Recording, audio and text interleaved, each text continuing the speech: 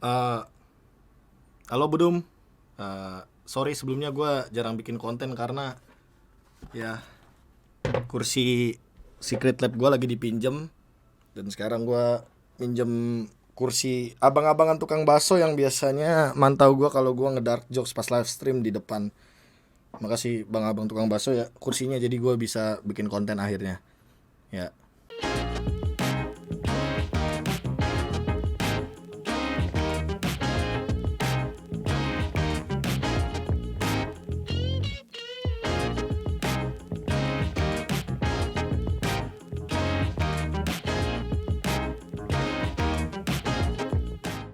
Sorry banget juga buat budum-budum yang nungguin video terbaru gua dan ya patch baru. Jadi gua langsung coba cari cara biar tetap bisa bikin konten. Semingguan kemarin abis MSC itu gua kaget sih. Gua kira tuh gua bakal free, gua bisa bikin konten, tapi ternyata enggak. Ada beberapa jadwal dan juga ada beberapa kerjaan yang harus gua hadiri, termasuk salah satunya tuh kemarin gua nge-host di sebuah acara yang bahkan ada Bapak Sandiaga Uno. Jadi luar biasa banget. Ya hitungannya kayak kesempatan-kesempatan yang nggak bisa gua lewatkan lah. Apalagi kesempatan kayak gitu kan cuma sekali. Jadi thank you banget buat kesempatannya, buat yang udah bawa gua, hire gua.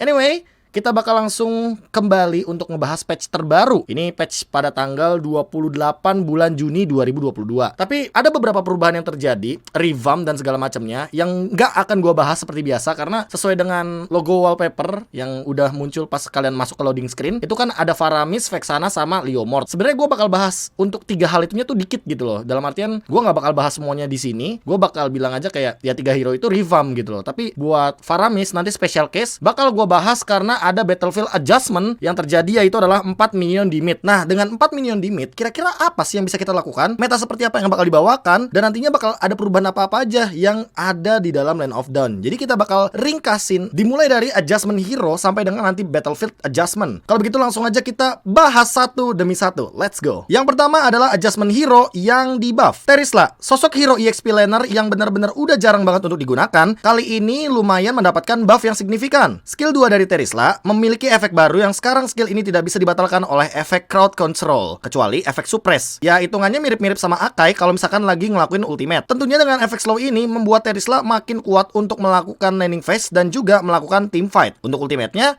ini yang lebih nggak masuk akal. Damage-nya meningkat, efek slow-nya meningkat, dan juga meningkatkan jarak skill dan kecepatan loncatnya. Yang bisa dibilang sebelumnya kan loncatnya nggak secepat itu ya. Tapi buat sekarang Terisla kayaknya bakal bener-bener masuk ke dalam meta kalau dibutuhkan sebagai inisiator di EXP laner. Kayaknya nggak cuma EXP laner sih. Kalau misalkan jadi roamer juga menurut aku oke. Apalagi dengan skill 2 terbarunya yang bahkan tidak bisa dibatalkan oleh efek CC power stun, kecuali efek suppress yang dimiliki oleh 3 hero seperti Kaja, Franco, dan juga Barats. Hero yang di buff selanjutnya adalah Gord. Pasif Gord sekarang memiliki efek baru. Selain memberikan true damage, serangannya juga akan memberikan efek slow kepada target sebesar 30% selama 1 detik. Nggak cuma itu, sekarang ketika Gord lagi bergerak, dia bisa mengeluarkan skill 1 dan juga skill 2-nya. Jadi ini gila banget sih. Hitungannya Gord bener-bener sulit untuk ditangkap, dan sekalinya dia punya skill, dia sambil jalan pun bisa ngeluarin skill-skillnya. Walaupun ada beberapa perubahan dalam skill 2-nya, tapi ultimate-nya ini lebih unik. Karena kalau misalkan kita sekarang pakai ultimate-nya Gord, kita bisa juga menggunakan battle spell seperti flame shot atau bahkan battle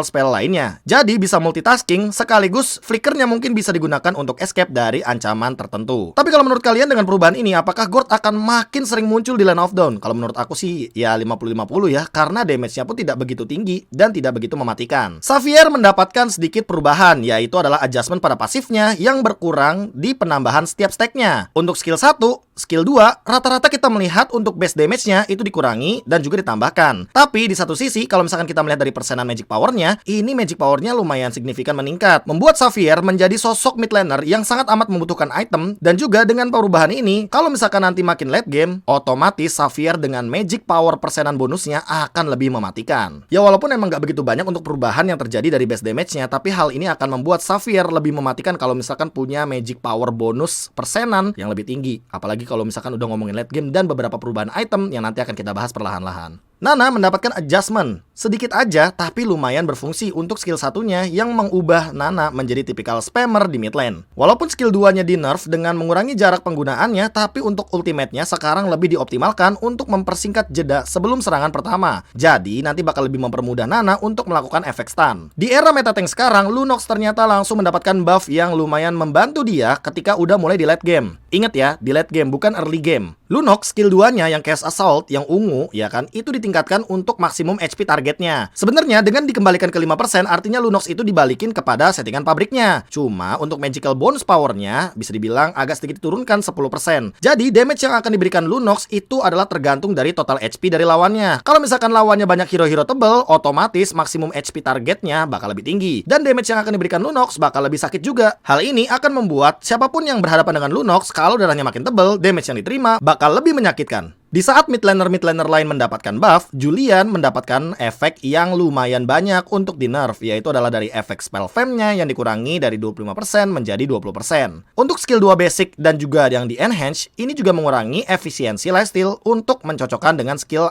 area of effect lainnya. AOE itu area of effect ya. Untuk skill 3 yang di enhance, base damage serangan pertamanya juga dikurangi, yaitu adalah dari 300 sampai dengan 420. Otomatis membuat Julian sangat amat membutuhkan item dan juga level yang sangat cepat, sehingga kalaupun nanti Juliannya jadi mid laner, dia sangat amat membutuhkan item. Dan kalau misalkan jadi jungler pun, menurutku akan lebih bijak kalau seandainya Juliannya di-build ke arah item tank. Gak cuma Julian, Akai juga mendapatkan nerf yang cukup signifikan. Pasifnya untuk bonus damage dan juga bonus shield dikurangi dari 5% maksimum HP menjadi 4% maksimum HP. Kerasa banget loh di early game bagaimana cara Akai untuk ngebuff atau bahkan memberikan damage kepada musuh-musuhnya. Tapi kalau misalkan udah mulai late game, persenan HP-nya kan bakal lebih tinggi lagi. Jadi damage dari pasifnya akan lebih menyakitkan. Kesimpulannya, Akai masih in banget di meta sekarang, asalkan mainin di late game dan juga membutuhkan item-item yang akan menambahkan darah pada Akainya itu sendiri. Untuk ultimate-nya, kita bisa lihat bahwa ultimate-nya banyak banget yang di nerf, ya kan? Dari segi cooldown reduction, base damage-nya juga dikurangi, serta memperbaiki masalah di mana damage ultimate lebih tinggi daripada yang tertera. Jadi buat sekarang emang bener-bener DPS-nya dikurangin dan ultimate-nya tidak sesakit di patch yang lalu. Link di sisi lain juga mendapatkan nerf, tapi menurut aku nerf untuk skill 2-nya itu kan skill 2 yang nusuk-nusuk ya kan. Ya kita bisa ngeliat lah, ini persenan dari base damage-nya sampai dengan 350 maksimal, terus 33% physical attack-nya. Ini kan emang bener-bener mengurangi damage skill 2 dari Link. Tapi menurut aku power dari Link tuh bukan ada di skill 2-nya, tapi di pasifnya dia, yaitu adalah melipat gandakan critical chance yang didapatkan dari item. Dan basic attack-nya tetap sakit. Ya kalian bisa lihat di sini, kalau misalkan gua bikin item-item critical, basic attack dan juga skill 2 dari Link tetap sakit. Apalagi dipadukan dengan pasif dari Link-nya itu sendiri yang melipat gandakan dari critical chance. Jadi kalau misalkan kalian bilang Link-nya di nerf dan nggak bisa dipakai, gue malah bilang Link ini ya tetap OP sih. Apalagi dia cuma butuh item critical. Dan kalau misalkan emang Link-nya mau di nerf, menurut gue ya chance critical-nya itu sih jangan dilipat gandakan. Mungkin dikalikan 1,5 kali lipat. Jadi masih lebih masuk akal gitu loh. Soalnya kalau lu beli 10% critical chance buat Link, yang lu dapetin 20%. Wah, tetap sakit sebenarnya. Iritel mendapatkan nerf untuk atributnya, yaitu adalah growth attack-nya per level itu hanya mendapatkan 11 saja. Jadi kalau misalkan dia naik level dari level 1 ke level 2, damage yang dia peroleh hanya 11 dari 14. Luoyi mendapatkan buff, yaitu adalah dari ultimate cooldown reduction yang saat ini makin dipersingkat, sehingga membuat Luoyi makin mudah untuk melakukan teleportasi. Jawhead di sisi lain juga mendapatkan buff, yaitu adalah dari damage skill satunya yang meningkat. Sepertinya Munton ingin membuat Jawhead ini in di patch yang terbaru, terutama ketika jungler sekarang itu hanya membutuhkan beberapa persen saja untuk build damage-nya. Jadi ya sosok Jawhead ini kayaknya mau dibikin sama Munton untuk build hybrid ya. Jadi ada item attack oke, ada item defense oke. Dan menurut gue Jawhead juga tipikal ganker yang bagus banget. Dan ya underrated sih buat sekarang. Edit kemarin yang udah di buff, sekarang di buff lagi. Atribut dan pasifnya ini ditingkatkan. Jadi mungkin buat kalian yang udah ngelihat Jawhead di buff, Edit di buff, ini adalah tanda bahwa dua hero ganker kayak gini akan sangat in di patch yang sekarang. Apalagi di jungler atau bahkan di roamer. Nathan di satu sisi, pas kalau misalkan teman-teman ngeliat di sini gue pakai emblem marksman yang weakness finder, gue nggak ngerti kenapa skill satunya tuh nggak sesuai sama yang dituliskan. Karena base damage-nya kan maksimal dari 175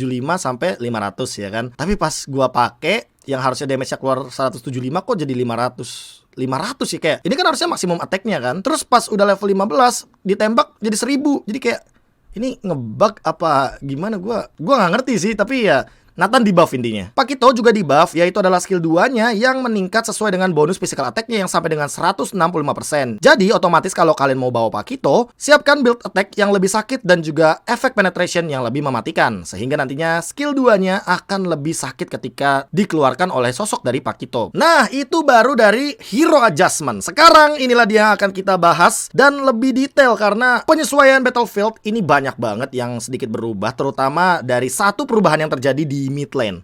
Let's go. Penyesuaian battlefield dari minion yang sekarang untuk di 5 menit awal, mid lane akan ada 4 gelombang minion, yaitu adalah 1 melee minion dan juga 3 range minion. Dan setelah 5 menit, kembali lagi menjadi 3 wave minion, 1 melee, 1 range, dan 1 untuk cannon atau gerobak yang gede. Dengan perubahan ini, aku ingin memperkenalkan inilah dia 3 hero yang mendapatkan keuntungan dari 4 wave minion di 5 menit awal. Yang pertama adalah Aldous, yang kedua adalah Faramis, yang ketiga adalah Elise. Kenapa begitu? Kenapa nggak Cecilion? Karena gini, ada perbedaan dari Elise, Aldous, Faramis, dan juga Cecilion. Kalau misalkan kita ngomongin 3 hero awal kayak Aldous, Elise, dan juga Faramis, mereka itu mendapatkan keuntungan pasif dengan jumlah minion. 4 minion dalam satu wave, artinya dalam 1 menit mereka akan menimbulkan 8 minion. 8 kali 5 sama dengan 40 total minion. Yang artinya di 5 menit awal, untuk Aldous, Elise, dan juga Faramis akan mendapatkan stack yang lebih dipermudah dan lebih banyak lagi. Sehingga logikanya kalau kalian pakai Elise ya kan, untuk mendapatkan 50 stack itu cuma butuh 7 menit.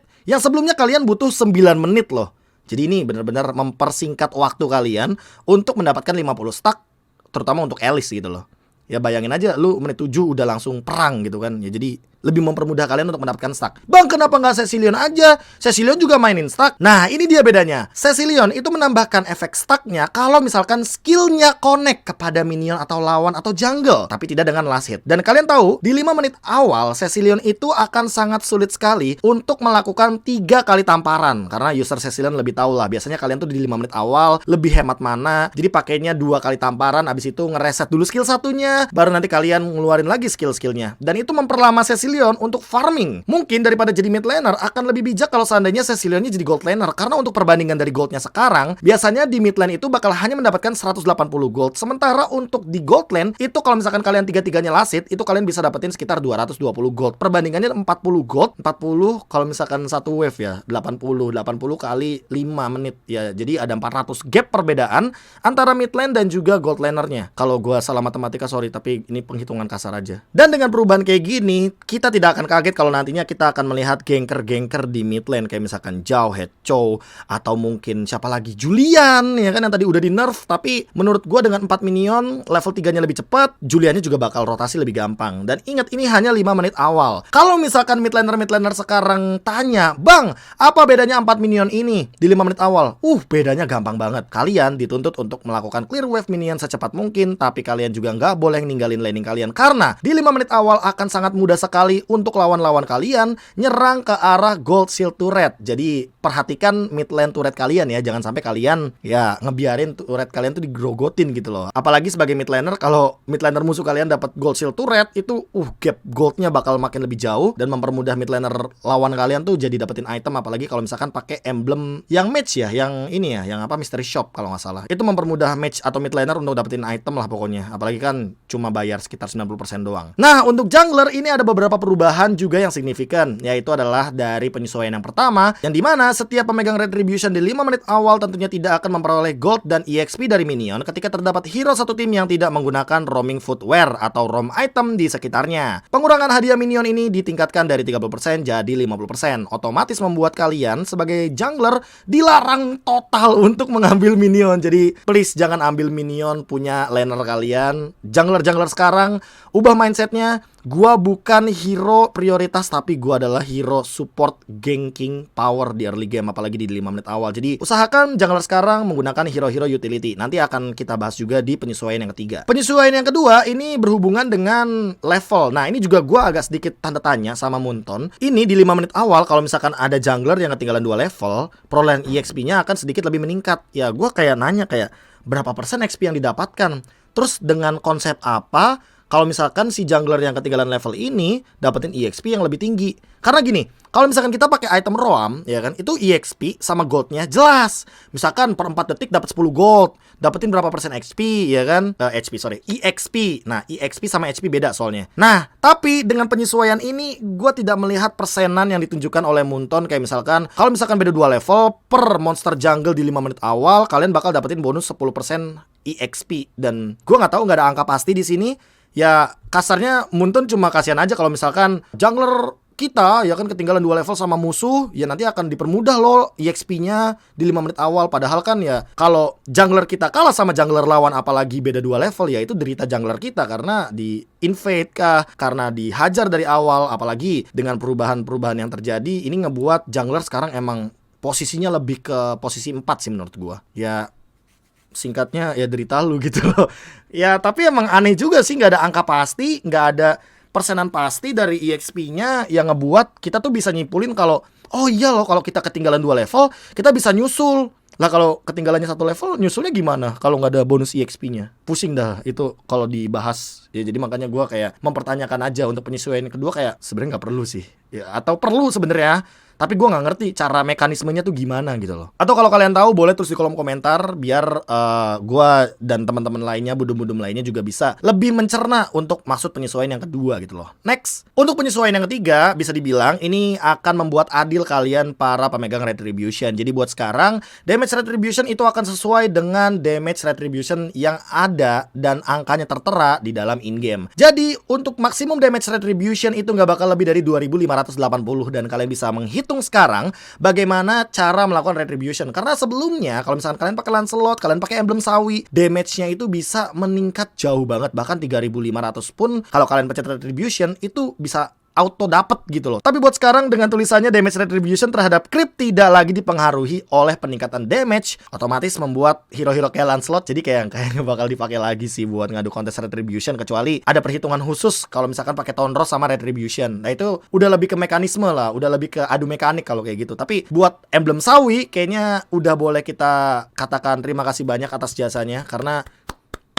ya, emblem sawi udah lumayan ngebantu di 2 patch terakhir. Tapi buat sekarang dengan perubahan ini membuat kita akan mungkin kembali lagi kepada emblem-emblem yang lebih berguna seperti Killing Spree untuk teamfight jangka panjang, atau nantinya Festival of Blood kalau misalkan kalian mau menggunakan hero-hero fighter sebagai jungler. Sebenarnya untuk perubahan buff orange dan juga buff ungu ini yang paling simple, kesimpulannya muncul di detik ke-20 ya kan. Ini emang kata-katanya lumayan banyak, tapi membuat kita akan memiliki playstyle atau gameplay yang lebih early lagi untuk para jungler. Jadi di detik ke-30-an, di detik ke-40-an kalian tuh udah bisa war dari awal di area river untuk memperebutkan Little Wanderer yang sekarang udah lebih lama lagi munculnya, yaitu adalah di detik ke-48, bukan lagi di detik ke-43. Jadi otomatis ya teamfight early game bakal lebih sering, perebutan Little Wanderer juga kayak apa ya, jadi early fight yang bener-bener diwajibkan, terutama bagi sosok jungler yang bakal ngadu retribution pertama kali di Little Wanderer. Ada beberapa equipment juga yang berubah seperti Bloody Retribution yang bonus HP tambahannya dikurangi dari 25% menjadi 20%. Blade Armor yang pantulan damage-nya dari 25% menjadi 20%, harganya juga dikurangin dari 1960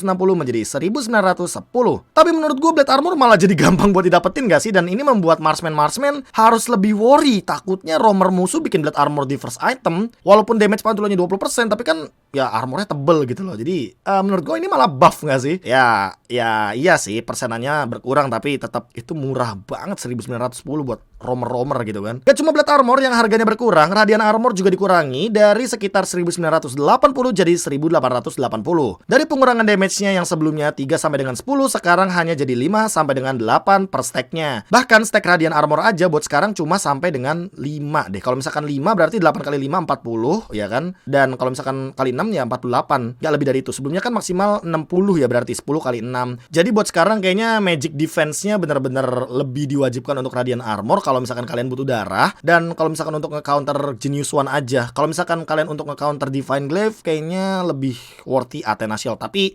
sayangnya Athena Shield juga durasinya dikurangin dari 5 detik jadi 3 detik. Dan ini gara-gara 2 item ini menurut gua udah kelihatan banget bahwa patch-nya buat sekarang, buat kalian yang sebelumnya jadi jungler tukang gendong, mendingan kalian jadi mid laner aja. Karena ini meta mid laner banget, meta match banget. Atau kalian fokusin ke hero-hero match ya kan. Karena semakin lama gua ngelihatnya Radiant Armor sama Athena Shield bakal tetap tembus gitu loh sama item-item kayak Divine Glaive atau Genius One. Ya tetap aja walaupun bisa dibilang Genius One di nerf, tapi menurut gua Divine Glaive di sini tidak diubah sama sekali, dan bahkan Glowing One itu di buff loh teman-teman. Untuk stacknya sekarang bisa sampai dengan 5 stack, dan untuk maksimum HP-nya jadi lebih ditingkatkan lagi sampai dengan 2,5% maksimum HP. Seperti yang gue bilang, DHS-nya untuk match itu cuma Glowing One. Jadi menurut gue perubahan ini akan membuat match lebih overpower di patch yang sekarang. Ya OTW meta APC sih kayaknya lebih tepatnya. Bloodwings juga mendapatkan tambahan buff yang tiba-tiba ya kan, magic powernya ini ditingkatkan dari 150 sampai dengan 175. Ya alasannya sih masuk akal karena emang buff magic powernya sesuai dengan harganya, dia paling mahal. Dan ini membuat, balik lagi kayak yang gue bilang tadi, ini meta mid laner match banget, apalagi buat Alice. Ya mungkin beberapa hero-hero lainnya juga oke sih kalau misalkan mau kalian optimalkan. Tapi menurut kalian dengan 4 minion di mid, kira-kira marksman di mid apakah worth atau tidak? Coba tulis di kolom komentar, karena itu adalah pertanyaan gue untuk kalian. Karena menurut gue pribadi ya kalau misalkan marksman-nya kayak Cloud, kayak Granger, kayak Iritel, Beatrix oke aja sih. Tapi entah kenapa menurut gua tetap mereka harus di gold lane karena item yang mereka butuhkan itu lebih mahal. Dan gold lane itu tuh tempat dimana kalian bisa mendapatkan uang sebanyak-banyaknya. Kalau menurut kalian gimana? Oke, dengan perubahan ini bisa kita simpulkan bahwa nantinya untuk kedepannya Mobile Legends Bang Bang, para jungler udah boleh shifting entah ke gold lane atau ke mid laner. Karena perubahan yang terjadi membuat sosok jungler tidak akan bisa tanda kutip ngegendong timnya. Kecuali kalau kalian kontes adu retribution dan retri kalian kayak Albert. Oh itu gendong banget sumpah. Apalagi dengan sekarang nggak ada penambahan damage, nggak ada bonus-bonus damage apalah itu. Lu mau pakai emblem tank, lu pegang retribution, lu tetap bisa on point retrinya, you win the game. Setelah itu perubahan yang terjadi juga akan menuju kepada jungler-jungler yang sekarang kayaknya kalau misalkan pakai hero assassin akan sangat minim powernya. Tapi kalau misalkan kalian menggunakan hero-hero utility kayak misalkan Chow, Jawhead, Hylos, apalagi sih hero-hero utility Atlas ke, iya kan, Akai, ya Akai masih sih, ya Akai juga jadi jungler buat sekarang. Itu kalian masih bisa menjadi sosok jungler yang akan membantu tim fight, sehingga di 5 menit awal kalian udah rotasi aja, nggak usah kalian ganggu laner kalian yang lagi farming. Kalian bisa ngelakuin invade, kalian bisa secure objektif, atau bahkan kalian bisa ngelakuin ganking yang tadi udah sempat kita bahas di beberapa hero adjustment sebelumnya. Anyway, dengan kesimpulan itu aku berharap kalian udah mulai lebih terbuka sedikit untuk mengadaptasikan patch baru ini, apalagi dengan 5 menit awal yang ada 4 wave minion. Jadi untuk para mid laner diusahakan lebih gendong untuk timnya, dan ya secara tidak langsung mid laner akan menjadi inti dari tim dan harus dilindungi lebih tepatnya, karena mid laner awal game bakal tumbang kayaknya rugi banget. Apalagi dengan perubahan yang terjadi, dan buat hero-hero mid laner menurut gua yang dipakai sekarang tuh masih terbatas ya kan, kayak misalkan Xavier, Yves, Cecil. Dan dengan 4 wave minion ini akan mengubah sedikit konsepnya, entah marksman di mid lane atau nanti hero-hero lain yang akan muncul di mid lane seperti hero utility yang tadi udah gua sebutkan seperti Jawhead, Chow, atau bahkan hero-hero lainnya. Anyway, itu dia semua pembahasan patch terbaru dari aku KB, dan sampai jumpa lagi di kelas KB selanjutnya. Dan setelah ini nanti akan kita banyakin riset nih untuk di mid lane, untuk di gold lane, untuk di EXP lane terutama ya kan, karena EXP lane jarang banget ada yang bahas, dan menurutku EXP lane itu adalah tempat yang penting secara tidak langsung kalau misalkan kalian bisa melihat keseluruhan tim fightnya. Jadi ya buat sekarang kayaknya udah dulu, nanti nextnya bakal ada kelas KB lainnya. Dan menurut kalian tulis di kolom komentar apa yang perlu gua bahas di patch terbaru ini. Apakah mid lanernya yang harus kita cari tahu lebih banyak, atau jangan-jangan di junglernya, yang karena dengan perubahan atau penyesuaian di mana jungler kalau misalkan ngehajar minion itu dapetin bonusnya bakal minim banget, dan itu akan merugikan juga bagi para laner-lanernya seperti gold lane, mid lane, dan juga EXP lane. Gua tunggu opini kalian di kolom komentar, dan jangan lupa untuk like, comment, share, dan juga subscribe. Aku KB, sampai jumpa lagi di video selanjutnya. Jangan lupa bahagia.